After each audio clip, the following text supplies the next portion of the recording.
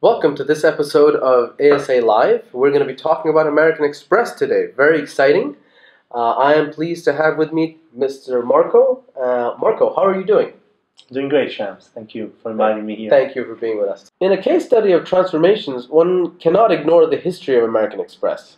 While the company has many case studies where it has led industry paradigm shifts and transformations, which in itself is a showcase of agile thinking, we want to focus on its recent transformation from a charge card company to a service-based company.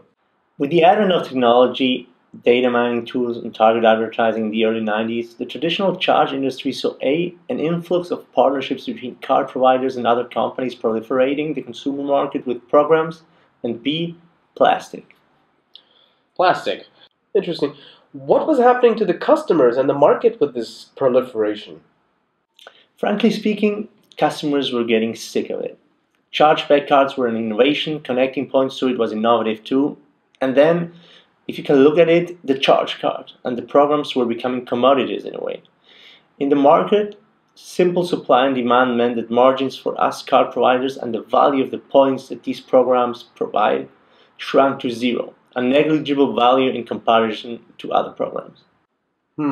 This looks ominous. Enlighten us, where was the market going with this, and where were you going with it? This really depends on what others were seeing and what we were seeing, right? You can say the market was consolidating. I mean, if you look at our direct competitors, this isn't being recorded, is it? No.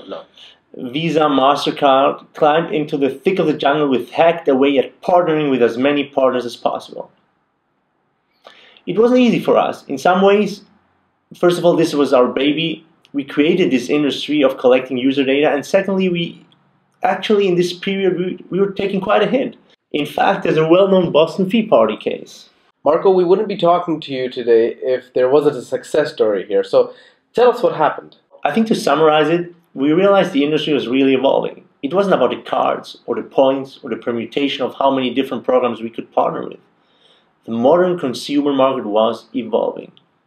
Amex looked at the long-term scenario of where A, the customer was evolving, and B, what this meant for the consumer. This building of scenarios really allowed us to appreciate that with A, the sophistication of the consumer, and B, the increasing proliferation of information, and, not to forget, C, the shortening of the business model lifecycle, the real place to be was service provision. Wow, so your light bulb, and that is quite a light bulb moment, was that everyone's going about it wrong, even though it was your business. It's not even about the plastic anymore. It's about services to you. Think about it. This is our baby. To have made that realization, had that epiphany, it was quite a paradigm shift within our company. What do you think allowed you to do this versus your competition? Well, Shams, there's one thing to be innovative in product development, but what I think sets us apart is that as an organization, we show agility or dexterousness in our formal structure, in our values, in our metrics. Remember, Amex actually went through some troubled times recently.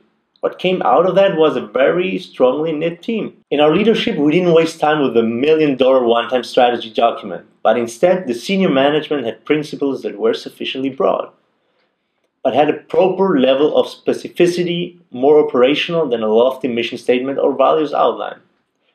The first principle was to provide a superior value proposition to our customers, which was a desperately needed reorientation to consider our customer first rather than an internal procedure and operations.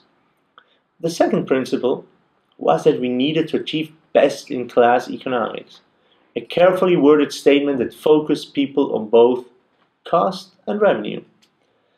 The thought here is that yes, we want to be lean and keep costs down, but as I once heard explained in the company, the firm was pursuing corporate fitness, not corporate anorexia, which basically meant that we wanted to be as cost efficient as possible, but within an environment where quality is always paramount.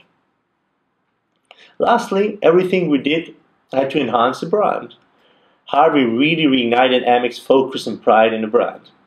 The company's business lines and operating practices had to be aligned with the quality, customer-focused, premium global brand that is American Express. It's quite a move from plastic to services. I'd like to transition here and turn to the future to get a take on the challenges Amex faces now in 2012 and how some of these lessons learned from the past can help you stay on top of the industry moving forward.